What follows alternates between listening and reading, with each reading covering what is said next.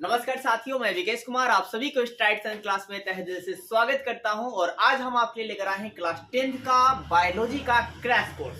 और ये दोस्तों क्रैश कोर्स में हम लोग बहुत वीवीआई क्वेश्चनों को जानेंगे। इसमें आपका 2023 से लेकर 2011 तक प्रश्नों का जो है ना एक्सप्लेनेशन किया जाएगा। और दोस्तों वीडियो का अंत तक जरूर बने ताकि आप बायोलॉजी में धमाकेदार जो है फोड़ गए। इसके अलावा मैंने दोस्तों फिजिक्स और केमिस्ट्री का वीडियो अपलोड कर दिया है। अगर आप नहीं देखे तो प्लेलिस्ट में जाइए और उसे अगर आप जब देख लेते हैं तीनों वीडियो देखिए। मात्र मैं 150 वीडियो डाला हूं और वो भी मात्र 1 घंटा से कम का वीडियो है। और अगर आप तैयारी करते हैं 3 घंटा में आपका साइंस जो है एकदम एक धमाकेदार लेवल पहुंच जाएगी। तो चलिए देर नहीं करते हुए आपका समय गंवाते हुए स्टार्ट करते हैं हम लोग। पहला हमारा 2023 का प्रश्न है कि नभी रज्जु का क्या कार्य है। नभी रज्जु का क्या कार्य है? तो दोस्तों नभी रज्जु का कार्य ये है कि ये गर्भ को जोड़ता है। नभी रज्जु क्या होता है? बच्चा को गर्भ से क्या करता है जी? जोड़ता है। नभी रज्जु का पहला काम है गर्भ से जोड़ना। गर्भ से क्या करना? जोड़ना। और दूसरा काम है बच्चा को पोषक तत्व प्रदान करना। क्या काम है? बच्चा को पोषक तत्व प्रदान करना। तो ये दोनों आप स्क्रीनशॉट लीजिए। दूसरा हमारा प्रश्न है कि परपोषण क्या है? परपोषण क्या है? सुनिएगा जरा ध्यान से। तो है क्या दोस्तों कि जब कोई जीव अपना भोजन स्वयं ना बनाकर दूसरे जीवों से बनाता है, दूसरे जीवों पर निर्भर रहता है, तो उसे परपोषी जीव कहते हैं। और परपोषी जीव जिस प्रक्रिया से अपना भोजन बनाता है उसे परपोषण कहते हैं। उसे क्या कहते हैं? परपोषण कहते हैं। और जैसे परपोषी जीव का नाम बताइए तो आदमी हो जाएगा दोस्तों, फिर क्या जानवर हो जाएगा, ये सब क्या परपोषी जीव होंगे। तो इसका भी आप स्क्रीनशॉट लीजिए। विषम पोषी किसे कहते हैं? विषम पोषी किसे कहते हैं? तो जो जीव अपना भोजन स्वयं द्वारा नहीं करता है, दूसरे जीवों पर निर्भर रहता है, वैसे जीव को विषम पोषी कहते हैं। क्या सुना? जो जीव अपना भोजन स्वयं नहीं बनाता है, दूसरे जीवों पर निर्भर रहता है भोजन के लिए, तो उसे विषम पोषी जीव कहते हैं। जैसे में मानव, क्या हुआ दोस्तों? मानव, जानवर। नोट बात आप रखेंगे, विषम पोषी जीव को ही परपोषी जीव भी कहा जाता है। तो आप इसके भी स्क्रीनशॉट लीजिए। अब हमारा क्वेश्चन है दोस्तों, दीर्घरोम क्या है और इसका क्या कार्य है? तो सबसे पहले समझिए दीर्घरोम क्या होता है। तो एक बात मैं आपको बताऊं, छोटी आंत को एनसीईआरटी में लिखता है क्षुद्रांत, यानी छोटी आंत को क्षुद्रांत कहते हैं। तो छोटी आंत या क्षुद्रांत के अंदर आंतरिक भाग में अंगुली जैसी संरचना होती है। क्या होती है? अंगुली जैसी संरचना होती है या प्रवर्ध निकला होता है, जिसे दीर्घरोम कहते हैं। जिसे क्या कहते हैं? दीर्घरोम कहते हैं। तो क्या आप ये रखेंगे कि छोटी आंत के अंदर अंगुलियां जैसा संरचना रहता है ओकर एक दीर्घरोम कहते हैं। और इसका काम क्या है साहब? इसका काम क्या है? तो कोशिकाओं को ऊर्जा प्रदान करना, कोशिकाओं को ऊर्जा प्रदान करना और पुरानी ऊतकों को मरम्मत करना। पुरानी ऊतकों का करना? मरम्मत करना। तो इसका आप स्क्रीनशॉट लीजिए दोस्तों। हमारा क्वेश्चन है, हमारे अमाशय में अम्ल की क्या भूमिका है? तो आप लिखेंगे अमाशय में अम्ल की निम्नलिखित भूमिका है। अम्ल मतलब एसिड दोस्तों। तो सबसे पहले बात करते हैं कि पहला बात है क्या, जो अम्ल होता है वो अम्ल क्षारीय पदार्थ को उदासीन कर देता है। ये एसिड का रिएक्शन बेस से कराएंगे तो कैसा हो जाएगा? तो साल्ट वाटर बनेगा और अभिक्रिया उदासीनीकरण अभिक्रिया होगी। तो क्या लिखेंगे? पहला काम क्या लिखेंगे कि क्षारीय भोजन को हल्का उदासीन कर देता है। नंबर 1 महत्व हो गया। और दूसरी बात करें हम तो ये भोजन के साथ आए हुए कीटाणु को नष्ट कर देता है। भोजन के साथ आए हुए कीटाणु क्या करता है दोस्तों? नष्ट करता है। ये इसका 2 महत्व हो गए। इसके अलावा भोजन को पचाने में भी मदद करता है। तीसरा कार्य हो गया। और नोट बात याद रखिएगा दोस्तों, ये अमाशय में जो अम्ल पाया जाता है कौन सा अम्ल पाया जाता है? तो अमाशय में हाइड्रोक्लोरिक अम्ल पाया जाता है। अमाशय में हाइड्रोक्लोरिक अम्ल पाया जाता है जिसका रासायनिक सूत्र HCl होती है। क्या होती है? HCl होती है। और इसका पीएच वैल्यू 0.1 होता है। क्या होता है दोस्तों? 0.1 होता है, या आप 1 भी लिख सकते हैं। इसका आप स्क्रीनशॉट लीजिए दोस्तों। अब है दोस्तों कि रक्त क्या है और इसका गैसीय परिवहन कैसे होता है। तो बात करते दोस्तों रक्त, पहली बात जानकारी जानिए कि रक्त एक तरल संयोजी ऊतक है। रक्त एक तरल संयोजी ऊतक है जिसका पीएच मान 7.4 होता है और यह क्षारीय होता है। अब समझते हैं गैसीय परिवहन। तो सुनिए ध्यान से, कि रक्त में हीमोग्लोबिन पाया जाता है। क्या सुना आपने? रक्त में हीमोग्लोबिन पाया जाता है। रक्त में क्या था? हीमोग्लोबिन पाया जाता है और वो ऑक्सीजन से संयोग करता है तो ऑक्सी हीमोग्लोबिन बनाता है और शरीर में परिवहन करता है। और फिर जब वो CO2 से संयोग करता है तो CO2 कार्बोक्सी हीमोग्लोबिन बनाता है और शरीर में परिवहन होती है। तो आप इसका भी स्क्रीनशॉट लीजिए। क्वेश्चन है दोस्तों कि हार्मोन क्या है। तो हार्मोन आप एकदम सिंपली आप बात करेंगे कि हार्मोन एक प्रकार का एंजाइम है। हार्मोन क्या है? एक प्रकार का एंजाइम है या आप बोल सकते हैं उत्प्रेरक है, जो शरीर में क्या करता है या मतलब जो पेड़ पौधों में या किसी भी जीवों में क्या होता है कि बैलेंस और नियंत्रण बनाकर रखता है। तो आप एकदम सिंपली डिफिनेशन कैसे देंगे कि हार्मोन एक प्रकार का रासायनिक पदार्थ है जो नियंत्रण और समन्वय स्थापित करता है। जो क्या करता है? नियंत्रण स्थापित करता है। इतना रखेंगे, नियंत्रण स्थापित करते हैं। और पादप में जो पाए जाने वाला हार्मोन है उसे पादप हार्मोन कहते हैं। पादपों में पाए जाने वाला हार्मोन को पादप हार्मोन कहते हैं, जैसे ऑक्सिन, जिब्रेलिन, साइटोकाइनिन और एब्सिसिक एसिड। और याद रखना नोट में, एब्सिसिक एसिड एक प्रकार का दीर्घ रोम है, क्या होते हैं? वृद्धि वर्धक हार्मोन है, मतलब वृद्धि नहीं करने देता है प्लांट को। और एक होता है एथिलीन जो फलों को पकाने वाला हार्मोन है प्राकृतिक रूप से। और एक होता है एसिटिन और ये मतलब एथाइन होता है जो आपका कृत्रिम रूप से फलों को पकाता है। तो इसमें एक नोट और ध्यान रखिएगा कि जब कैल्शियम कार्बाइड पर जल की अभिक्रिया कराते हैं तो एसिटिलीन जो आपका C2H2 गैस जो है प्राप्त होती है। तो स्क्रीनशॉट लीजिए इसका। अब हमारा दोस्तों है क्वेश्चन, ग्रीन हाउस प्रभाव किसे कहते हैं। तो है क्या दोस्तों, ध्यान समझिएगा कि इस वायुमंडल में बहुत सारी गैस पाई जाती है, जैसे CO2 पाया जाता है, मीथेन पाया जाता है, आर्गन पाई जाती है, अनेकों प्रकार गैस पाई जाती है। तो ग्रीन हाउस प्रभाव किसे कहा जाएगा? तो है क्या, सुनिए जरा ध्यान से दोस्तों कि जब आपका है क्या कि पृथ्वी में वायु गैसों का प्रसार बढ़ता है तो तापमान बढ़ जाती है। जब पृथ्वी पर गैसों का प्रसार बढ़ता है तो तापमान क्या होती है? बढ़ जाती है। तापमान क्या होता है? बढ़ जाता है, जिससे ग्रीन हाउस में उपस्थित गैसों का भी प्रसार बढ़ जाता है, जिससे ग्रीन हाउस में मौजूद जो पेड़ पौधे होते हैं वो खराब होने लगते हैं और इसी घटना को ग्रीन हाउस प्रभाव कहा जाता है। थोड़ा सिंपली समझना है कि गैसों का प्रसार बढ़ेगा तो तापमान बढ़ेगी, तापमान बढ़ेगा तो ग्रीन हाउस गैसों में जो मतलब ग्रीन हाउस के अंदर जो गैस है उनका भी प्रसार बढ़ेगा और उनका प्रसार जब ज्यादा हो जाएगा, सांद्रता ज्यादा हो जाएगी तो ग्रीन हाउस में जो मौजूद पदार्थ है, जो भी पेड़ पौधे हैं वो क्या हो जाते हैं? खराब होने लगते हैं और इसी घटना को ग्रीन हाउस इफेक्ट कहा जाता है, हरित गृह प्रभाव कहा जाता है। तो इसका आप स्क्रीनशॉट लीजिए।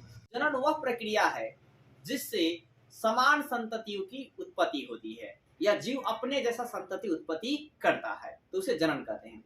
यानी जनन एक ऐसी प्रक्रिया है जिसमें जीव अपने जैसा संतति उत्पन्न करता है और जनन के कारण ही इस पृथ्वी पर जीवों का या जाति का अस्तित्व बना है। जनन नहीं होगा तो एक से दो नहीं बनेंगे और एक से दो नहीं बनेंगे तो उसका अस्तित्व क्या हो जाएगा? खत्म हो जाएगा। और ये जनन दो प्रकार की होती है, एक लैंगिक जनन, एक अलैंगिक जनन। तो सबसे पहले हम ये चर्चा करेंगे कि लैंगिक जनन किसे कहते हैं या लैंगिक जनन क्या होती है, दोनों में डिफरेंस भी हो जाएगा। तो लैंगिक जनन आप हेडिंग डालेंगे दोस्तों, ठीक है। तो लैंगिक जनन में क्या होता है कि जिस जनन में नर और मादा भाग लेते हैं उसे लैंगिक जनन कहा जाता है। पहली पॉइंट। दूसरी पॉइंट, लैंगिक जनन में देखिए एक जो नर है ना वो नर युग्मक बनाएगा और जो मादा है मादा युग्मक बनाएगा। तो यानी कि लैंगिक जनन में युग्मक का निर्माण होता है। क्या होता है? युग्मकों का निर्माण होती है। दूसरी पॉइंट। तीसरी पॉइंट, लैंगिक जनन में संलयन की क्रिया होती है। लैंगिक जनन में संलयन की क्रिया होती है। और चौथी पॉइंट, लैंगिक जनन में निषेचन की क्रिया होती है। क्या होता है? निषेचन क्रिया होती है। नोट बात आप याद रखेंगे कि जब नर युग्मक मादा युग्मक से संलयन करते हैं तो इस प्रक्रिया को ही निषेचन कहते हैं। इस प्रक्रिया को भी क्या कहते हैं? निषेचन कहते हैं। अब एक और बात दोस्तों याद रखना आप लोग कि निषेचन जो है कहाँ होता है? फैलोपियन नलिका में होती है, ठीक है, अंडाशय का खासकर। अब दोस्तों एक और बात जानिएगा कि जो नर जनन तंत्र की यहाँ बात कर लेते हैं कि नर जनन तंत्र जो है कौन होता है? तो वृषण होता है। कौन दोस्तों? वृषण होती है। क्या होती है? वृषण होती है।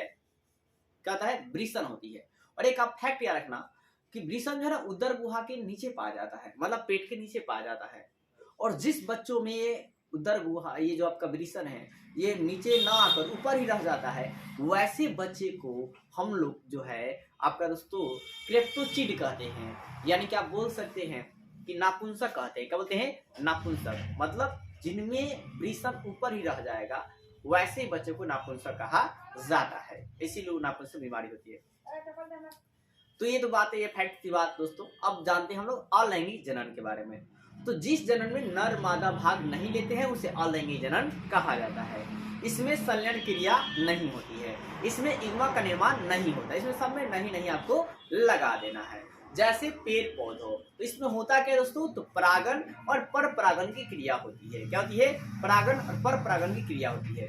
इसके अलावा अलैंगिक जनन के कई भाग हैं, तो आप पहले इतना स्क्रीनशॉट लीजिए, इसके बाद दूसरा भागों को शॉर्ट में देख लेते हैं। तो अलैंगिक जनन के कई भाग हैं, जैसे मुकुलन हो गया, खंडन हो गया, ठीक है, खंडन या विखंडन हो गया, मुकुलन हो गया, ठीक है, और कायिक प्रवर्धन हो गया। मुख्य रूप से हम 3 चर्चा कर लेते हैं। तो सबसे पहले बात कर लेते हैं खंडन। तो जब एक जीव से क्या होता है, एक जीव खंडित होकर अनेकों जीव का निर्माण करता है। मतलब एक जीव था वो खंडित हो गया और उससे अनेकों जीव का निर्माण हुआ, तो उसे खंडन या विखंडन कहते हैं। जैसे कि प्लेनेरिया जीवाणु है, आप इमेज भी देखिए। फिर दूसरी बात करें हम कि आपका दोस्तों मुकुलन की, तो क्या होता है कि कुछ जीवों के ऊपरी बाहरी त्वचा पर कुछ उभार निकल आता है जिसे मुकुल कहते हैं, और इस मुकुल से नए पौधों की उत्पत्ति हो जाती है या नए जीव की उत्पत्ति हो जाती है, जिसे मुकुलन कहते हैं। और मुकुलन का बढ़िया उदाहरण जो है अमीबा और पैरामीशियम है। अब दोस्तों है क्या कायिक प्रवर्धन? तो है क्या दोस्तों, कुछ पौधों में कायिक भाग से नए पौधों विकसित हो जाते हैं, नए पौधे विकसित हो जाते हैं या वृद्धि कर लेते हैं या नए पौधे की उत्पत्ति हो जाती है, तो उसे ही हम लोग कायिक प्रवर्धन कहते हैं। जैसे कि आप उदाहरण में रखेंगे, क्या रखेंगे उदाहरण में? ब्रायोफिलम का पत्ती। क्या रखेंगे? ब्रायोफिलम की पत्ती। क्या रखना है? ब्रायोफिलम की पत्ती। तो आप इसको भी स्क्रीनशॉट लीजिए।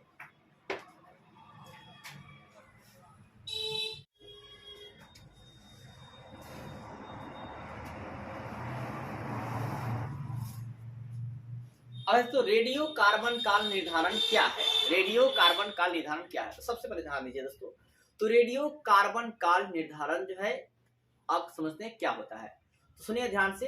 तो इसका है क्या, रेडियो कार्बन काल को रेडियो कार्बन डेटिंग विधि भी कहा जाता है। इसमें कार्बन 14 का उपयोग करते हैं, जिसकी सहायता से जीवाश्मों की आयु पता लगाई जाती है कि कोई जीवाश्म कितना साल का हो गया, कोई जीवाश्म क्या दोस्तों कितने साल के हो गए। नोट एक और बात आप रखेंगे कि इसका प्रयोग जो है खासकर आपको इतिहास में मिलेगा। इतिहास में एक होते हैं पुरातत्वविद, ठीक है, मतलब खुदाई करवाने वाले। तो पुरातत्व विभाग के जो लोग होते हैं वो खुदाई करवाते हैं और जो जीवाश्म मिलते हैं उसे रेडियो कार्बन डेटिंग विधि के द्वारा क्या करते हैं, पता लगाते हैं कि वो जीवाश्म कितना साल का हो गया। जैसे कि उदाहरण तौर पर बताऊं, जैसे कि हड़प्पा, तो हड़प्पा की जो मतलब खुदाई की गई, आप रखेंगे इसको खुदाई जो है राखलदास क्या होते हैं दाराम साहनी ने करवाई थी। कब? 1921 में करवाई थी। कब करवाई थी? 1921 में करवाई थी। तो ये फैक्ट हुए दोस्तों, इसको आप नोट नहीं करना, इसको आप स्क्रीनशॉट लीजिए।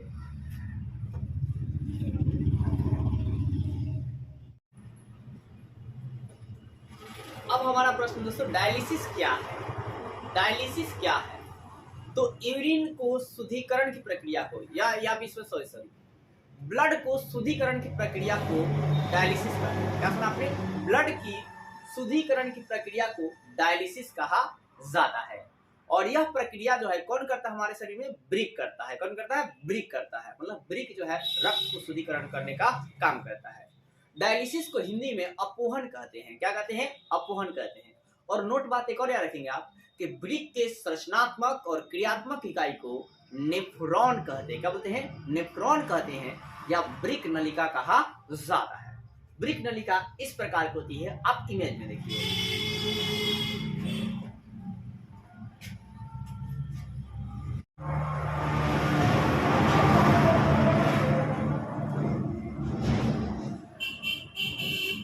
अब क्वेश्चन पित्त क्या है, परागन क्या, क्वेश्चन हमारा परागन क्या है, परागन क्या है और पर परागन की परिभाषा दे। पूरा हम लोग परागन को ही देख लेते हैं दोस्तों। तो पहले आपको 3 वर्ड याद रखना है, परागकण, परागकोश, वर्तिकाग्र। तो सबसे नंबर 1 बात करें तो जो परागकण है वो परागकोश में पाए जाते हैं। परागकण परागकोश में पाए जाते हैं, ये ऑब्जेक्टिव बात है कि परागकण कहाँ पाई जाता है, तो परागकोश में पाया जाता है। तो सुनिएगा जरा ध्यान से, पहले हम लोग देते हैं परागण, हेडिंग डालेंगे आप कि जब परागकण परागकोश से निकलकर वर्तिकाग्र पर जाता है तो इस प्रक्रिया को परागण कहते हैं, इस प्रक्रिया को परागण कहते हैं।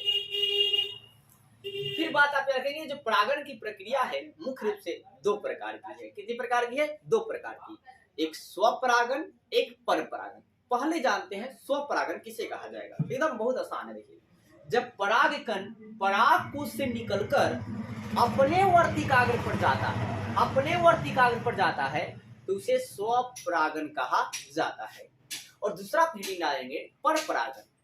तो जब परागकण परागकोश से निकलकर दूसरा के वर्तिकाग्र पर जाता है, पर मतलब पराया, दूसरे वर्तिकाग्र पर जाता है उसे परपरागण कहा जाता है। क्या सुना आपने?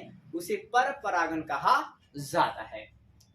और दोस्तों आपका है क्या कि जब मक्का जो है बारिश के दिनों में भीग जाता है तो परपरागण क्रिया नहीं होती है। ये नोट बात याद रखेंगे, जब मक्का जो है बारिश से भीग जाता है तो परपरागण क्रिया नहीं होती है। और वहां पर क्या होता है कि जो मक्का है वो अच्छे से उसमें दाने जो है मक्के में नहीं आ पाते हैं। और एक और बात रखेंगे, जो परपरागण है, परपरागण जो है अनेकों कारकों से होता है, जैसे वायु से होता है, जल के माध्यम से होता है, कीट के माध्यम से होता है। तो इतना आप दोस्तों स्क्रीनशॉट लीजिए।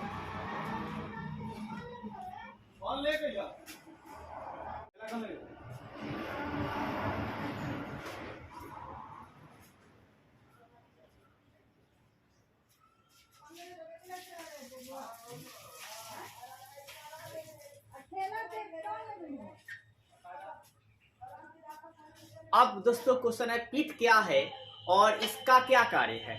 तो सुनिएगा जरा ध्यान से दोस्तों, पीत जो है एक क्षारीय पदार्थ है। पीत क्या है? एक क्षारीय पदार्थ है जिसका स्राव यकृत से होता है। जिसका स्राव किस होता है जी? यकृत से होता है, यानी कि लीवर से होता है। और एक और दोस्तों पूछता है पेपर में कि सबसे बड़ी ग्रंथि कौन सी है, तो यकृत है। कौन है? यकृत है। और आहार नल का सबसे लंबा भाग कौन है? लंबा भाग कौन है? तो आपका छोटी आंत है। क्या है? छोटे आंत है, जिसको क्षुद्रांत भी कहते हैं, क्षुद्रांत भी कहते हैं। तो यहाँ बात था यकृत क्या है, पित्त क्या है दोस्तों। तो पित्त क्या है? एक प्रकार का क्षारीय द्रव है जिसका स्राव किससे होता है? लीवर से होता है। ठीक है, इसका काम है अम्लीय भोजन को उदासीन करना।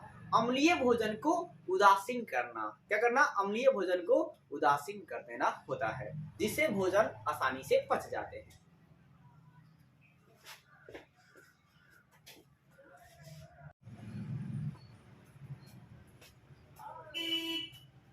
तो अब हमारा दोस्तों क्वेश्चन है कि मृतजीवी पोषण क्या होता है, उदाहरण सहित बताइए। तो मृतजीवी पोषण क्या होता है, उदाहरण सहित बताइए। तो जो जीव अपना भोजन मृत शरीरों से या किसी जीव के संपर्क में रहकर अपना मृत शरीरों से अपना जो भोजन करते हैं, एकदम शॉर्ट में रखेगा, जो जीव अपना भोजन। तो अब हमारा दोस्तों क्वेश्चन है मृतजीवी पोषण क्या होता है, इसके उदाहरण बताइए। दोस्तों है क्या कि जो जीव अपना भोजन मृत शरीरों से करता है उसे मृतजीवी पोषी कहते हैं। और जिस प्रक्रिया से मृतजीवी अपना भोजन करता है उसे मृतजीवी पोषण कहा जाता है। तो बात यह है कि उदाहरण क्या बात करते हैं, तो अमरबेल होता है, जू होता है। क्या दोस्तों? अमरबेल होता है, जू होता है और फीता तिनमी होते हैं। ये आपके हो गए मृतजीवी के दोस्तों उदाहरण। कवक बीच में आ जाएंगे।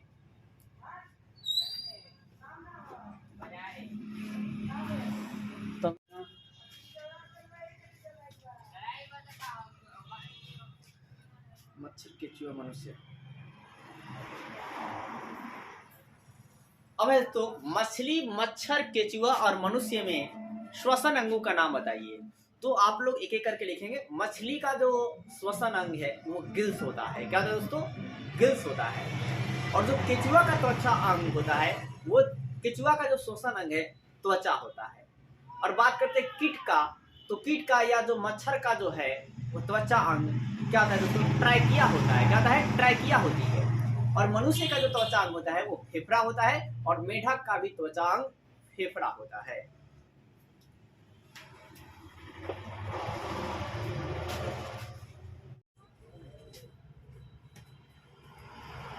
अब हमारा दोस्तों क्वेश्चन है कि जीवों के लिए पोषण क्यों आवश्यक है।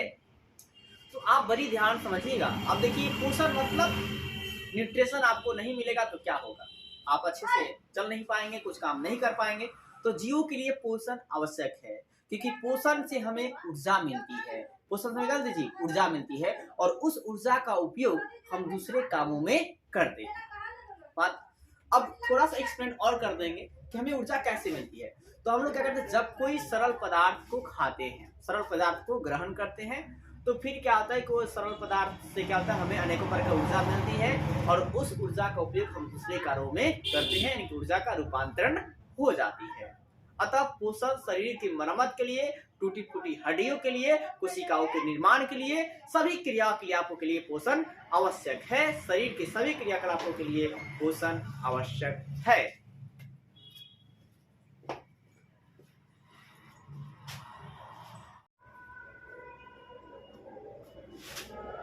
अब हमारा दोस्तों क्वेश्चन है, जीवों में पदार्थों के परिवहन से आप क्या समझते हैं। तो सुनिएगा जरा ध्यान से दोस्तों। जीवन पदार्थों के परिवहन, आप हेडिंग डाल देंगे जीवन पदार्थों के परिवहन। अब देखिए क्या कि जब कोई मनुष्य भोजन को क्या करता है कि ग्रहण करता है, भोजन क्या करता है, मुख से ग्रहण करता है, और ग्रास नली से होते हुए अमाशय में जाता है, और फिर अमाशय से भोजन कहा जाता है छोटी आंत में, और छोटी आंत में संपूर्ण भोजन की पाचन हो जाती है। फिर छोटी आंत से भोजन बड़ी आंत में जाता है, कहा जाता है बड़ी आंत में जाता है, और बड़ी आंत से जो अपशिष्ट पदार्थ होते हैं, जो भोजन नहीं हमारे बॉडी में लग सकते हैं, वो फिर भोजन क्या होता है कि रेक्टम से बाहर निकल जाता है कुछ समय के बाद।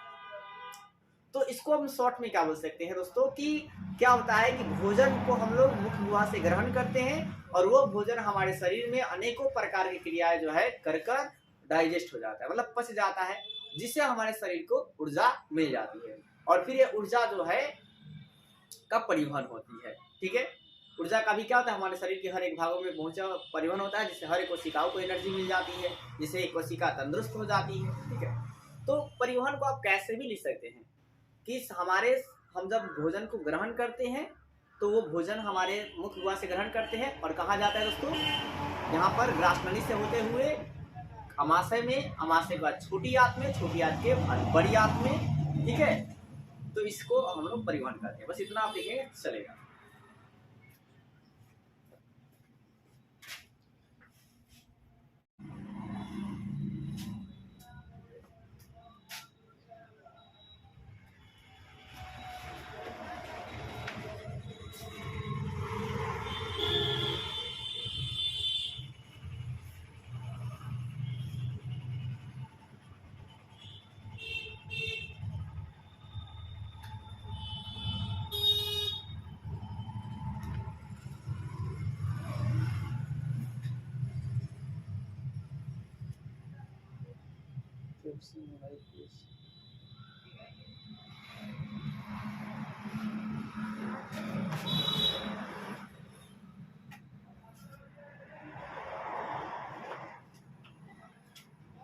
अब दोस्तों, जठर ग्रंथि से निकलने वाले हार्मोन या हार्मोनों के नाम बताइए, या एंजाइम के नाम बताइए। दोस्तों है क्या, जठर ग्रंथि से निकलने वाले हार्मोन या एंजाइम के नाम निम्नलिखित है। पहला या रखेंगे लाइपेज, और जो लाइपेज होता है, ये वसा का पाचन करता है। किसका पाचन करता है, वसा का पाचन करता है। और दूसरा आप नाम याद रखेंगे दोस्तों, पेप्सिन। क्या दोस्तों, पेप्सिन। और पेप्सिन जो है दोस्तों, ये प्रोटीन का पाचन करता है। पेप्सिन जो है प्रोटीन का पाचन करता है। इसे सब्जेक्टिव और ऑब्जेक्टिव दोनों लग जाएंगे। नोट बात एक और ध्यान रखेंगे कि एक दोस्तों ट्रिप्सिन नाम की एंजाइम होती है, जो भी प्रोटीन का ही पाचन करता है। ट्रिप्सिन भी प्रोटीन का पाचन करता है। टीपी याद रखेंगे, ट्रिप्सिन प्रोटीन का पाचन करेगा।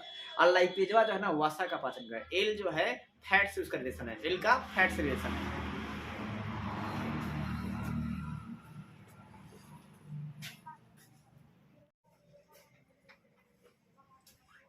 अब दोस्तों है क्या, प्रकाश संश्लेषण क्या है, इसका रासायनिक समीकरण भी लिखिए, उसके बारे में बताइए।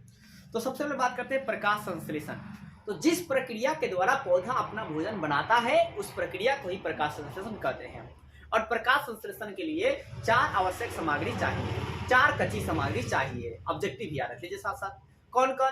तो याद रखना आपने दोस्तों कि H2O CO2, H2O CO2 सूर्य का प्रकाश, chlorophyll, H2O CO2 Surya Prakash, chlorophyll, ये 4 आवश्यक सामग्री हो गई। अब हम लिखेंगे प्रकाश रासायनिक समीकरण, प्रकाश रासायनिक, प्रकाश संश्लेषण का रासायनिक समीकरण है डालेंगे और फिर नीचे लिखेंगे।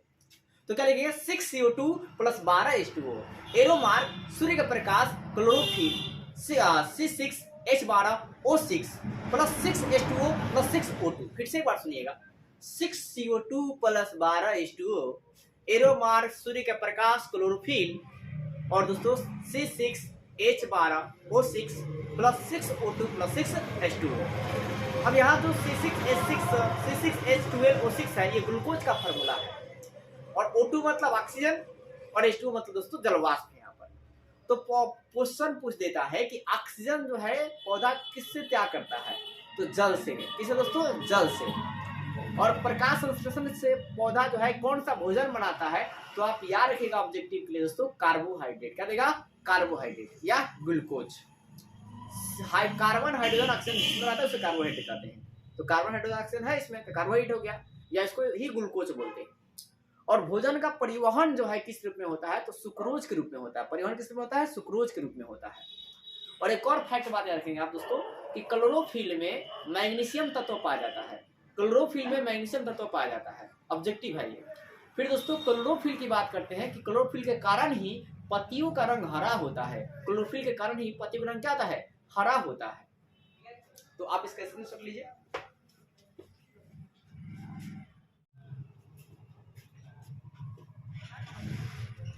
अब दोस्तों क्वेश्चन है कि छोटी आंत जो है शाकाहारी जीवों की लंबी होती है और मांसाहारी जीवों की बड़ी होती है, आखिर क्यों? तो फैक्ट पहले समझ ले, उसके बाद में क्यों की आप लिखवा देंगे। देखिए जो शाकाहारी जीव होते हैं वो पहले बात समझिए, छोटी आंत। छोटी आंत जो है ना ये आहार नाल की सबसे लंबी संरचना है, लेकिन ये कुंडलित होती है। क्या होती है? कुंडलित होती है। और कुंडलित होती है मतलब ये अव्यवस्थित होती है, जिसमें भोजन को घूने में भाई साहब बहुत दिक्कत होती है। तो भोजन हार्ड होगा तो उसमें भोजन फंस जाएगा। तो भोजन जब फंसेंगे तो छोटी आंत जो है और भी थोड़ा चिपकने लगेगी और छोटी होने लगेगी। तो जो मांसाहारी होते हैं वो हार्ड भोजन करते हैं, मांसों को ग्रहण करते हैं, और जो शाकाहारी होते हैं एकदम सरल भोजन करते हैं। खाइया डाइजेशन हो गया, खाइया डाइजेशन हो गया। तो शाकाहारी जो पेड़ पौधा खाते हैं उसमें सेलुलोज पाया जाता है। तो समझिए फैक्ट को ध्यान से, ये तो कंसेप्ट हो गए। तो हाँ क्या लिखेंगे? शाकाहारी जीवों की छोटी आंत बड़ी होती है या लंबी होती है, क्योंकि शाकाहारी जीव सरल भोजन को ग्रहण करते हैं। सरल भोजन को ग्रहण करते हैं जिससे भोजन का पाचन आसानी से हो जाता है, या सेलुलोज का पाचन आसानी से हो जाता है।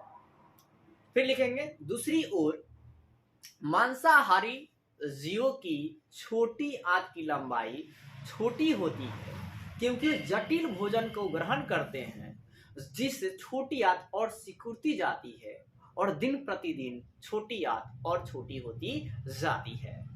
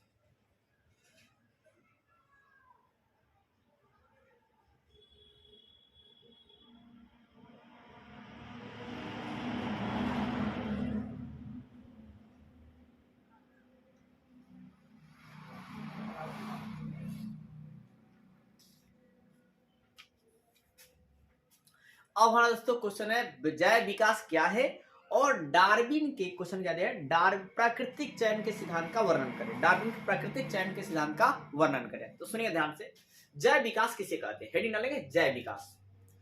तो जो विकास एक पीढ़ी से दूसरे पीढ़ी में निरंतर होते जाता है, मतलब क्रमक होते जाता है, लाइन से होते जाता है, तो जो विकास एक पीढ़ी से दूसरे पीढ़ी में समान रूप से होता है, आप बोल सकते हैं, तो उसे हम लोग जैविक विकास कहते हैं। अब बात करते हैं हम लोग को डार्विन का चयन का, डार्विन का जो सिद्धांत है उसकी बात कर लेते हैं, प्राकृतिक चयन का सिद्धांत। तो डार्विन के प्राकृतिक चयन के सिद्धांत के अनुसार कहते हैं डार्विन जी कि किसी जीव का कोई अंग जितना ज्यादा कार्य करता है वह अंग उतना ही वृद्धि करता है, और कोई अंग जितना कम कार्य करता है वह अंग उतना ही कम वृद्धि करता है और एक समय में विलुप्त हो जाता है। जैसे कि आप पहले देखेंगे तो इंसान हाथ से काम करता था और हाथ और पैर का ज्यादा इस्तेमाल करता था, तो हाथ और पैर शरीर के अन्य भागों से लंबे हैं, बड़े हैं।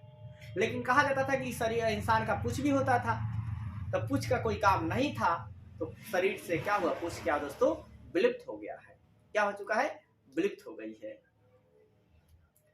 तो ये डार्विन के चयन से एक और बात याद रखें दोस्तों कि डार्विन के एक नोट ऑब्जेक्टिव आ जाता है कि डार्विन ने किताब लिखी थी द ओरिजिन ऑफ स्पीसीज, किताब कौन लिखे हैं, तो डार्विन जी लिखे हैं। क्या लिखे हैं जी दोस्तों, डार्विन जी। और डार्विन जी अपने समय का बहुत ही महान वैज्ञानिकों में गिने जाते थे और इन्हें रहीसी भी थे, मतलब इनका पैसा भी बहुत ज्यादा था।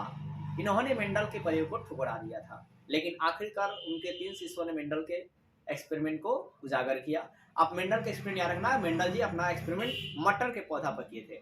म से मेंडल और म से मटर याद रखिएगा, या उस पेपर में देखा कभी कभी उदाहरण मटर, गार्डन पी इंग्लिश में कहते हैं। तो इतना आप स्क्रीनशॉट लीजिए।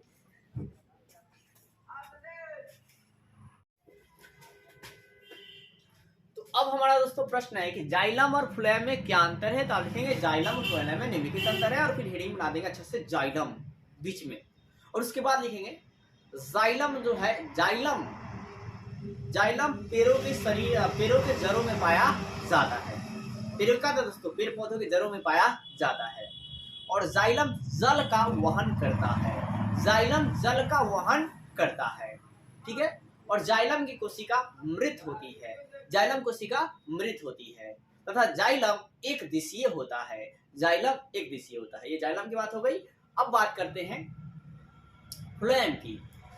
तो फ्लोएम जो है दोस्तों, ये पौधों के ऊपरी हिस्से में पाया जाता है, मतलब पत्तियों में पाया जाता है। फ्लोएम पौधों के पत्तियों वाले भाग में पाया जाता है, और यह दोस्तों खाद्य पदार्थों का परिवहन करता है। फ्लोएम खाद्य पदार्थों का परिवहन करता है, ठीक है, मतलब भोजन का परिवहन करता है, आप याद रखेंगे, या स्थानांतरण करता है।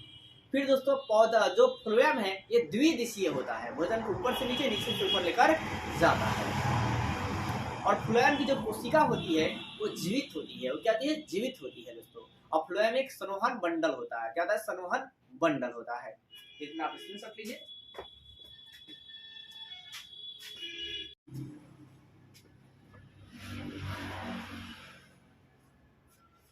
न्यूरोट्रांसमीटर क्या है,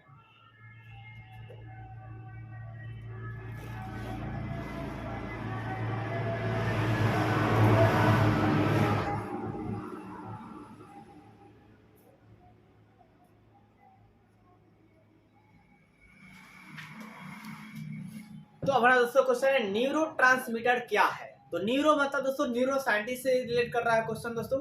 तो न्यूरोट्रांसमीटर एक प्रकार की डिवाइस होती है, एक प्रकार की चिप होती है। तो न्यूरोट्रांसमीटर एक प्रकार का चिप होता है जो इंसानों के शरीर में लगाया जाता है, और यह दोस्तों जो हम लोग बोलते हैं उसे ग्रहण करता है, मतलब ये संवेदनाओं को ग्रहण करता है और फिर मस्तिष्क तक बात को पहुंचाता है। और यह दोस्तों भूख, प्यास, दर्द इत्यादि का आभास जो है शरीर को करवाता है।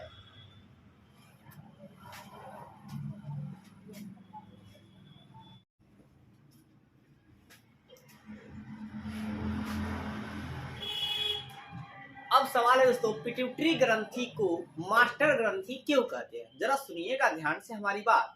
पिट्यूटरी ग्रंथि को मास्टर ग्रंथि कहते हैं क्योंकि यह अन्य सारी ग्रंथियों को कंट्रोल करता है, मतलब नियंत्रण करता है। क्या सुना आपने? पिट्यूटरी ग्रंथि को मास्टर ग्रंथि कहते हैं क्योंकि यह अन्य सारी ग्रंथियों को कंट्रोल करता है, नियंत्रण करता है। नोट बात ये रखेंगे, पिट्यूटरी ग्रंथि को पीयूष ग्रंथि भी कहा जाता है। क्या सुना? पीयूष ग्लैंड भी कहा जाता है। और एक और बात दोस्तों, पिट्यूटरी ग्रंथि से अनेकों हार्मोन स्राव होते हैं, जैसे एसटीएच, एलजी और एसटीएच। याद रखना दोस्तों नोट में, एसटीएच हार्मोन के स्राव ज्यादा होने से आदमी की जो हाइट होती है औसतन ज्यादा होता है, और जिसमें एलजी हार्मोन का स्राव होता है उनकी हाइट औसतन कम होती है। तो आप स्क्रीनशॉट लीजिए।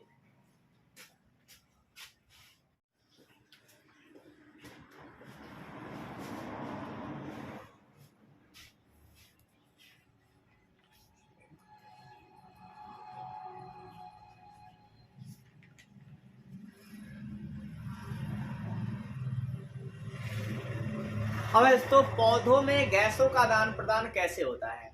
तो पौधों में गैसों का आदान प्रदान रंध्रों के माध्यम से होता है। क्या सुना आपने? रंध्रों के माध्यम से होता है। और दोस्तों है क्या कि रंध्रों को आदान प्रदान जो है वो द्वार कोशिका से होता है। किसे होता है? द्वार कोशिका से। मतलब याद रखिएगा, रंध्रों का खुलना और बंद होना क्या कहलाता है? द्वार कोशिका कहलाती है। ये भी आपके ऑब्जेक्टिव है। तो पौधों में गैसों का आदान प्रदान रंध्र के माध्यम से होता है। यह द्वार कोशिकाओं से होता है। ये किसके द्वारा होता है? द्वार कोशिकाओं से होता है। अब नोट भी लिख देंगे हम लोग यहाँ पे कि पौधों के पत्तियों पर क्या होते हैं? छोटे छोटे छिद्र पाए जाते हैं, जिसे रंध्र या स्टोमाटा कहते हैं। जिसे रंध्र या स्टोमाटा कहते हैं। इसको आप स्क्रीनशॉट लीजिए।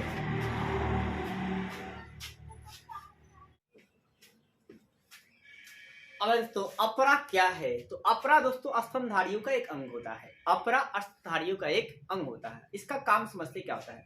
तो इसका काम है दोस्तों गर्भाशय को विकासशील करना, गर्भाशय को विकसित करना, ठीक है, या विकासशील करना, और गर्भाशय को दोस्तों मजबूती प्रदान करना होता है। इसके अलावा गर्भाशय को अनेकों भाग से जोड़ता है।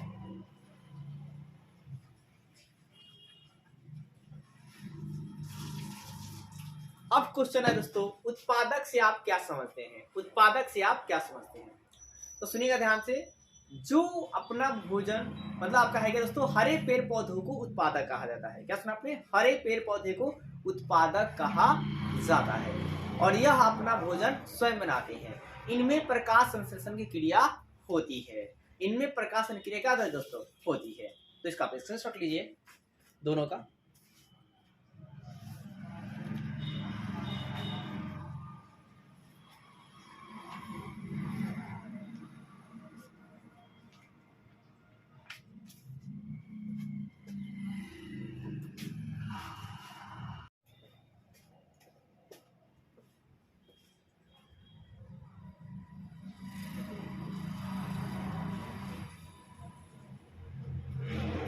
अब हमारा क्वेश्चन है धमनी और सीरा में क्या अंतर है? तो आप लिखेंगे धमनी और सीरा में निम्नलिखित अंतर है। उसका धमनी को बीच में आप हेडिंग बना देंगे। तो क्या लिखेंगे? धमनी। धमनी की दीवार मोटी होती है। इसमें म है, इसमें म से मोटा निकाल लेंगे आप, ठीक से। धमनी की दीवार मोटी होती है। फिर दोस्तों आप क्या रखेंगे? जो धमनी होती है, धमनी से शुद्ध रक्त का प्रवाह होता है। धमनी से शुद्ध रक्त का प्रवाह होता है। एक नोट भी यहाँ मेंशन करेंगे कि अपवाद में, क्या सुना? अपवाद में फुफ्फुस धमनी से अशुद्ध रक्त का प्रवाह होता है। और उसके बाद आप हेडिंग बनाएंगे आप क्या? फुफ्फुस क्या बोलते हैं? सीरा। और लिखेंगे कि सीरा जो है, सीरा की जो सतह होती है या जो दीवार होती है वो हल्का पतली होती है। वो क्या होता है दोस्तों? पतली होती है। फिर दूसरा पॉइंट रहेंगे, सीरा में अशुद्ध रक्त का प्रवाह होता है। क्या होता है? अशुद्ध रक्त का, ठीक है, मतलब नॉन प्योर ब्लड का प्रवाह होती है। फिर आपका है क्या कि जो सीरा है दोस्तों, एक नोट में इसमें भी याद रखेंगे कि अपवाद में फुफ्फुस सीरा में शुद्ध रक्त की प्रवाह होती है। शुद्ध रक्त की प्रवाह होती है। इसका आप आंसर लेंगे। और एक और बात दोस्तों कि इसी में मतलब सीरा में और धमनियों में जो रक्त का प्रवाह होता है, इसी को हम लोग रक्त का द्विगुण परिवहन करते हैं कि एक में शुद्ध रक्त का प्रवाह है और एक में अशुद्ध रक्त की प्रवाह है।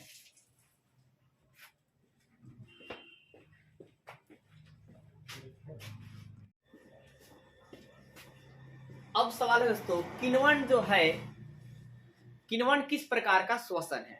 यह किस में होता है? दोस्तों है क्या, किण्वन अवायवीय श्वसन है। किण्वन क्या है, अवायवीय श्वसन है। इसमें क्या होता है कि वायु की अनुपस्थिति में ग्लूकोज का विखंडन होता है। वायु की अनुपस्थिति में क्या होता है, ग्लूकोज का विखंडन होता है। एक और बात करेंगे, यह क्रिया कहाँ होती है, तो यह क्रिया ईस्ट में होती है। किसमें दोस्तों, ईस्ट में होती है। कहाँ होती है, ईस्ट में। एक और बात दोस्तों, किण्वन प्रक्रिया से ही औद्योगिक स्तर पर शराब तैयार किए जाते हैं, यानी कि एथेनॉल तैयार किया जाता है। और नोट बात याद रखना कि एथेनॉल का उपयोग दोस्तों ईंधन के रूप में करते हैं और टिंचर आयोडीन बनाने में करते हैं। जब एथेनॉल का रिएक्शन आयोडीन से करा दीजिएगा तो बन जाएगा टिंचर आयोडीन, और इसका उपयोग एंटीसेप्टिक के रूप में किया जाता है। और एंटीसेप्टिक में एक बात और याद रखना कि सबसे पहले एंटीसेप्टिक यानी कि सबसे पहला प्रतिजैविक किसने बनाया था, तो अलेक्जेंडर फ्लेमिंग ने। उसका नाम क्या था जो बनाए थे, तो पेंसिलिन। क्या था, पेंसिलिन। और पेंसिलिन को किससे बनाए थे, तो पेंसिलियम से बनाए थे। इसका सबसे पहली बार उपयोग कब किया गया, तो सेकेंड वर्ल्ड वॉर के समय में किया गया। ये फैक्ट है दोस्तों, जितना आप स्क्रीनशॉट लीजिए।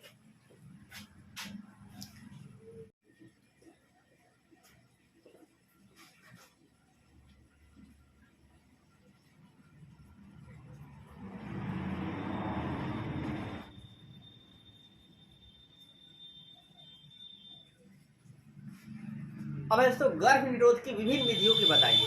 तो है दोस्तों गर्भ निरोध पर समझिए, जिस विधि के द्वारा गर्भ को रोक दिया जाता है उसे गर्भ निरोध विधियां कहते हैं, उसे गर्भ निरोध कहते हैं। अब पहली बात करते हैं, गर्भ निरोध की निम्नलिखित दो विधियां है, एक है प्राकृतिक विधि और एक है रासायनिक विधि। प्राकृतिक विधि में क्या होता है कि इंसान अपने आप पर संयम बनाकर रखता है, इंसान अपने आप पर संयम बनाकर रखता है। और दूसरा आपका रासायनिक विधि। रासायनिक विधि में अनेक दवाओं और निरोधों का उपयोग किया जाता है। जैसे दवाओं में सबसे लोकप्रिय दवा है सहेली। क्या है दोस्तों, सहेली। और आपका जो निरोध में बात करें तो आप जानते हैं निरोध में निरोध का उपयोग किया जाता है। एक केमिकल पार्ट होते हैं।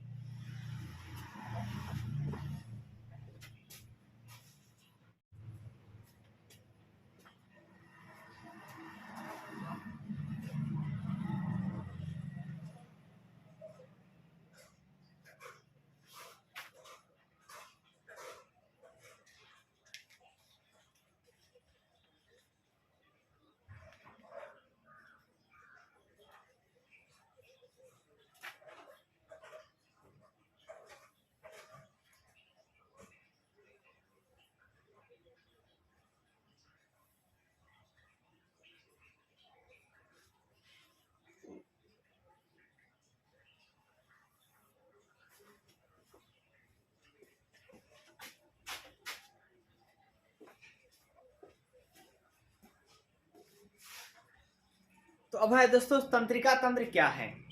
तंत्रिका तंत्र क्या है, तो जो तंत्र हमारे शरीर पर प्रत्यक्ष और अप्रत्यक्ष रूप से नियंत्रण स्थापित करता है उस तंत्र को तंत्रिका तंत्र कहते हैं। क्या सुना आपका, जो तंत्र हमारे शरीर पर, आपके शरीर पर प्रत्यक्ष रूप से अप्रत्यक्ष रूप से, डायरेक्टली इनडायरेक्टली नियंत्रण स्थापित करता है, कंट्रोल करके रखता है, उसे तंत्रिका तंत्र कहते हैं।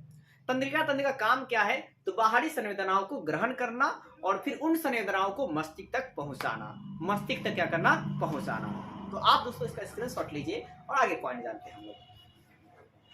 अब है पुनः जनन क्या है, तो पुनः जनन दोस्तों है क्या कि यह अलैंगिक जनन की वह प्रक्रिया जिसमें एक जीव खंडित होकर फिर से नए जीव का निर्माण कर लेता है, उस प्रक्रिया को पुनः जनन कहते हैं। और यह दोस्तों किसमें होता है, तो प्लेनेरिया में होती है। किसमें होती है, प्लेनेरिया में होता है। तो आप इसका भी स्क्रीनशॉट लें। अब दोस्तों द्विखंडन और बहुखंडन में क्या अंतर है, तो जब है क्या आप लिखेंगे द्विखंडन बहुखंडन निम्नलिखित अंतर है। तो जब है क्या द्विखंडन नहीं डाल देंगे, ठीक है, आप उसको स्क्रीनशॉट लेने के बाद द्विखंडन नहीं डालेंगे और क्या लिखेंगे कि जब एक जीव दो खंडों में बढ़ जाता है और उस दोनों खंड से दो नए जीव का निर्माण होता है तो उसे द्विखंडन कहते हैं। उदाहरण के लिए अमीबा और पैरामीशियम। फिर बात करते हैं बहुखंडन। तो बहुखंडन में भी क्या होता है कि जो जीव बहुत सारे खंडों में बढ़ जाता है और उसके बहुतों सारे खंड से नए नए जीवों का निर्माण हो जाता है तो उसे बहुखंडन कहते हैं। इसमें भी उदाहरण होगा अमीबा और पैरामीशियम। तो दोस्तों इसका भी आप स्क्रीनशॉट लीजिए। और दोस्तों अगर आपको वीडियो स्पीड लग रही है तो आप स्लो करके भी देख सकते हैं। अब प्रदूषण से आप क्या समझते हैं दोस्तों, तो है क्या कि जब हमारे वातावरण में अपशिष्ट गैसें या अपशिष्ट ध्वनि, ठीक है, या अपशिष्ट कोई पदार्थ प्रवेश कर जाता है तो इस प्रक्रिया को प्रदूषण कहते हैं। क्या होते हैं? प्रदूषण कहते हैं। प्रदूषण जैसे कई प्रकार के होते हैं, वायु प्रदूषण होता है, जल प्रदूषण होता है, भूमि प्रदूषण होता है, इत्यादि होते हैं। और सर्वाधिक बीमारियां जो है जल प्रदूषण के कारण होती है। CO2 दोस्तों कार्बन डाइऑक्साइड, मुख्य रूप से कार्बन डाइऑक्साइड और सल्फर डाइऑक्साइड गैसों के कारण वायु प्रदूषण होते हैं। जल प्रदूषण जो हम लोग जल में अनेकों प्रकार के धोने होने से होते हैं, इसको हम लोग ऐसा धोना होना नहीं चाहिए ताकि जल प्रदूषण कम हो। स्वच्छता पर हमें ध्यान देना रखना चाहिए, सफाई पर ध्यान रखने चाहिए, कीटनाशक का इस्तेमाल कम करना चाहिए। DDT दोस्तों क्या है कि अनिम्नकरणीय पदार्थ है, इसको अपघटन नहीं हो सकती है DDT का। किसका? DDT का।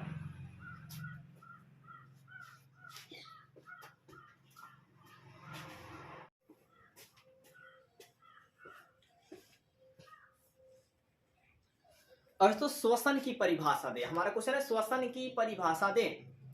तो क्या है दोस्तों कि वायुमंडल से क्या करता है, कोई मनुष्य क्या करता है कि वो ऑक्सीजन वायु को ग्रहण करता है और शरीर के फिर अनेकों क्रियाओं के द्वारा फिर उसे बाहर निकाल देता है। इस प्रक्रिया को ही श्वसन कहते हैं। आप शॉर्ट में भी बोल सकते हैं कि सांस लेने की और सांस छोड़ने की प्रक्रिया को श्वसन कहते हैं। एक बात और याद रखेंगे, जब सांस को मतलब आपका है क्या, तो आप याद रखेंगे जो श्वसन प्रक्रिया है ये दो प्रकार की होती है, एक आक्षिक श्वसन, एक अनाक्षिक श्वसन, एक वायु श्वसन, एक अवायु श्वसन। जो श्वसन वायु की उपस्थिति में होती है उसे वायु श्वसन कहते हैं, और जो श्वसन ऑक्सीजन के अनुपस्थिति में होती है उसे अवायु श्वसन कहा जाता है। और अवायु श्वसन इष्ट में होती है और वायु श्वसन मनुष्य में होती है। और वायु श्वसन में ऊर्जा ज्यादा मिलती है और अवायु श्वसन में ऊर्जा कम मिलती है। अब कंपेयर भी ऐसे कर लीजिए, तो इसका भी आप स्क्रीनशॉट लीजिए।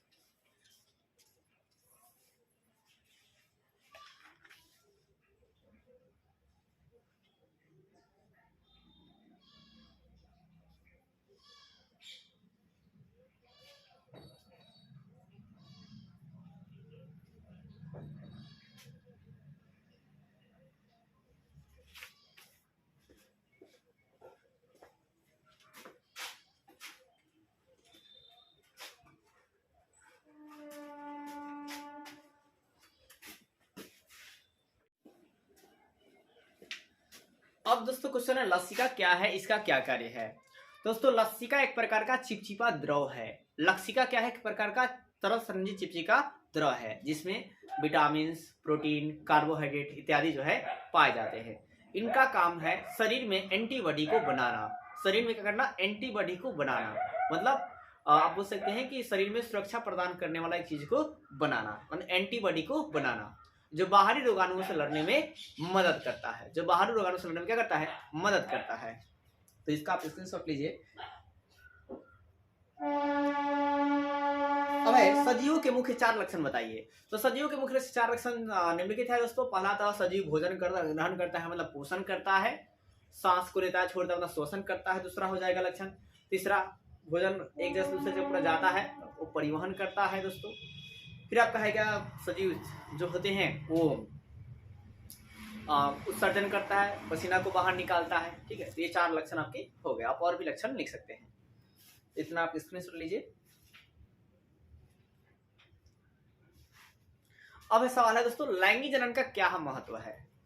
तो है क्या दोस्तों, लैंगिक जनन का महत्व ये है, मतलब लिखेंगे लैंगिक जनन का निम्नलिखित महत्व है कि लैंगिक जनन के कारण ही जीवों पर, पृथ्वी पर जो आपका जाति है, जो मानव है, उनकी जो संतति, मानव है उनकी जो अस्तित्व है बना है, नहीं तो नहीं बना रहता।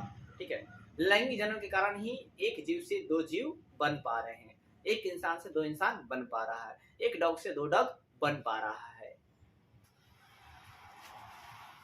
अब वाष्पोत्सर्जन और स्थानांतरण में क्या अंतर है? तो सुनिए ध्यान से। वाष्पोत्सर्जन और स्थानांतरण में निम्नलिखित अंतर है। वाष्पोत्सर्जन, उत्सर्जन मतलब निकलना होता है, और यहाँ पे क्या है? वाष्प निकलना। तो पहले आप लिखना वाष्पोत्सर्जन क्या लिखेगा कि पौधों के बाहरी भाग से वाष्प का निकलना वाष्पोत्सर्जन कहलाता है। और वाष्पोत्सर्जन के कारण ही बारिश होती है। क्या होता है? बारिश होती है। और वाष्पोत्सर्जन के कारण ही जल चक्र बना रहता है। और वाष्पोत्सर्जन के कारण ही पेड़ों में तापमान नियंत्रण रहता है। अब बात करते हैं स्थानांतरण का। दोस्तों है क्या कि पौधों में भोजन का एक जगह से दूसरे जगह जाना स्थानांतरण कहलाता है। पौधों में भोजन का एक जगह से दूसरे जगह जाना क्या कहलाता है? स्थानांतरण कहलाता है। और यह स्थानांतरण फ्लोएम कोशिकाओं के माध्यम से होता है, फ्लोएम ऊतक के माध्यम से होता है। तो आप इसका भी स्क्रीनशॉट लीजिए। अब सवाल है दोस्तों, गर्भनिरोधक गोलियों के बारे में बताइए। तो गर्भनिरोधक गोलियां है दोस्तों क्या, जैसे मैंने बताया गर्भनिरोधक प्रसिद्ध गोलियां जो है वो आपका सहेली है। क्या है दोस्तों? सहेली है। इस गोली के उपयोग से क्या होता है दोस्तों कि जो प्रसव का है, जो प्रेगनेंसी है वो रुक जाती है, मतलब गर्भ जो है रुक जाते हैं, जिससे मतलब आपका है क्या, जनसंख्या पर नियंत्रण पाया जाता है।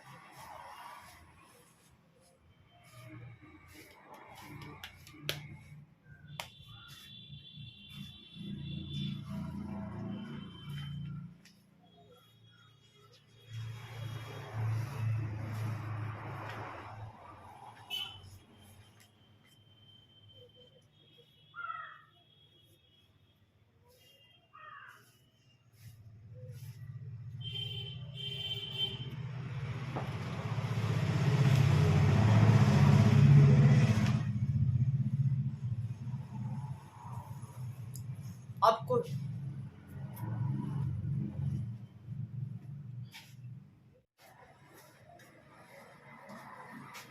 तो श्वसन और दहन में अंतर बताइए। तो क्या लिखेंगे आप? श्वसन दहन निम्नलिखित अंतर है। आप लिखेंगे पहले श्वसन हेडिंग डालेंगे, उसके बाद लिखेंगे कि सांस लेने और सांस छोड़ने की प्रक्रिया को श्वसन कहा जाता है। श्वसन दो प्रकार की होती है, एक वायु श्वसन और एक अवायु श्वसन। वायु श्वसन में ऊर्जा अधिक मिलती है, अवायु श्वसन में कम ऊर्जा मिलती है। आप ऐसे ऊपर छोटी सी बात लिख सकते हैं। फिर बात करते हैं दहन। तो है क्या, एक ऐसी प्रक्रिया जिसमें किसी पदार्थ को वायु की उपस्थिति में जलाया जाता है तो प्रकाश उष्मा देता है। इस प्रक्रिया को दहन कहते हैं। क्या बताया कि ऐसी प्रक्रिया जिसमें हम लोग किसी पदार्थ को जलाते हैं तो जो पदार्थ होता है प्रकाश, लाइट और हीट देता है। इस प्रक्रिया को दहन कहते हैं। और दहन की क्रिया भी प्रायः ऑक्सीजन की उपस्थिति में होती है। ये आपका दोस्तों समानताएं हो जाएगी। और वो श्वसन जो है ऑक्सीजन की उपस्थिति अनुपस्थिति दोनों में होता है। तो इसका आप स्क्रीनशॉट लीजिए। हाँ। तो अब हमारा दोस्तों क्वेश्चन है उत्सर्जन क्या है। तो है क्या दोस्तों कि शरीर के उपापचयी क्रियाओं के द्वारा अपशिष्ट पदार्थ को बाहर निकल जाना उत्सर्जन कहलाता है। जैसे पसीना का निकलना, मल द्वार से मल का निकलना, ठीक है, ये आपके क्या हो उत्सर्जन हो गया दोस्तों। फिर पौधों से लैक्टेक्स नाम की चीज आपको यानी कि गुंद जो है उत्सर्जन के रूप में बाहर निकलते हैं। तो आप इतना स्क्रीनशॉट लीजिए।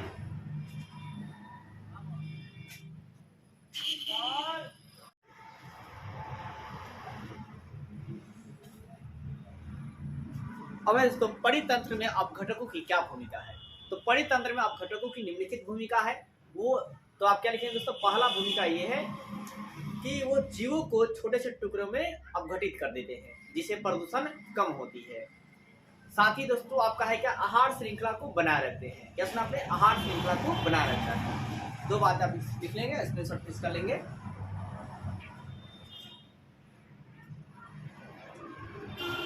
अब तो जंतुओं में रासायनिक समन्वय कैसे स्थापित होता है। तो जंतुओं में रासायनिक समन्वय हार्मोन के द्वारा स्थापित होता है। जंतुओं में रासायनिक समन्वय हार्मोन के द्वारा स्थापित होता है। जैसे इंसुलिन हार्मोन से थायराइड ग्रंथि का जो है, इंसुलिन हार्मोन से थायराइड ग्रंथि का नियंत्रण रहता है। एस्ट्रेज हार्मोन से हमारी वृद्धि जो है नियंत्रण रहती है। एलजी हार्मोन से वृद्धि हमारी कम होती है। पिट्यूटरी ग्लैंड से हमारी अनेकों प्रकार की नियंत्रण, बॉडी की अनेकों प्रकार नियंत्रण रहता है। तो इसका भी आप स्क्रीनशॉट लीजिए।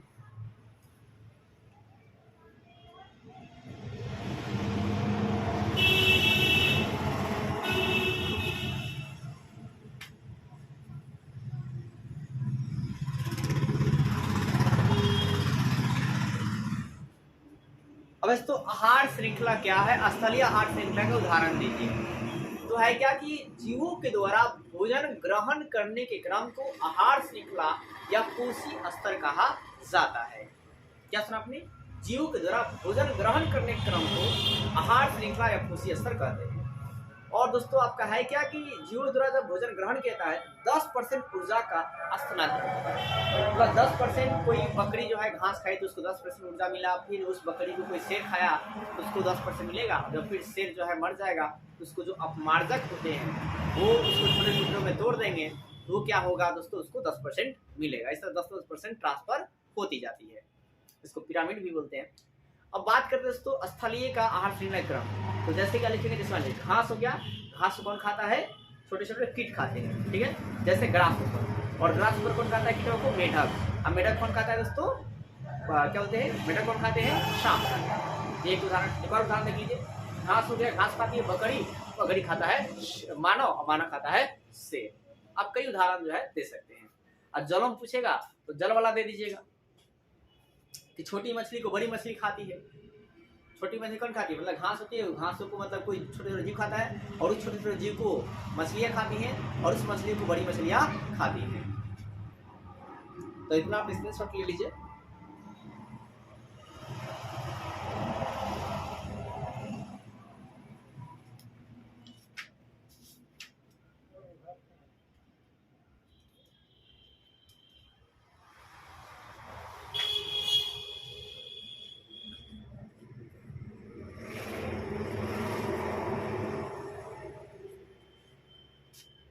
अब तो कि प्रकाश अनुवर्तन गति क्या है। तो जब पौधा जो है प्रकाश की ओर गति करता है तो उसे प्रकाश अनुवर्तन गति कहते हैं। जब पौधा प्रकाश की गति करता है उसे क्या बोलते हैं, प्रकाश अनुवर्तन गति कहते हैं। जैसे सूर्यमुखी का पौधा, और जब पौधा पृथ्वी की ओर गति करता है तो उसे गुरुत्व अनुवर्तन गति कहा जाता है। जैसे मूली उली करते हैं, गाजर करते हैं। तो आप इसको भी स्क्रीनशॉट लीजिए।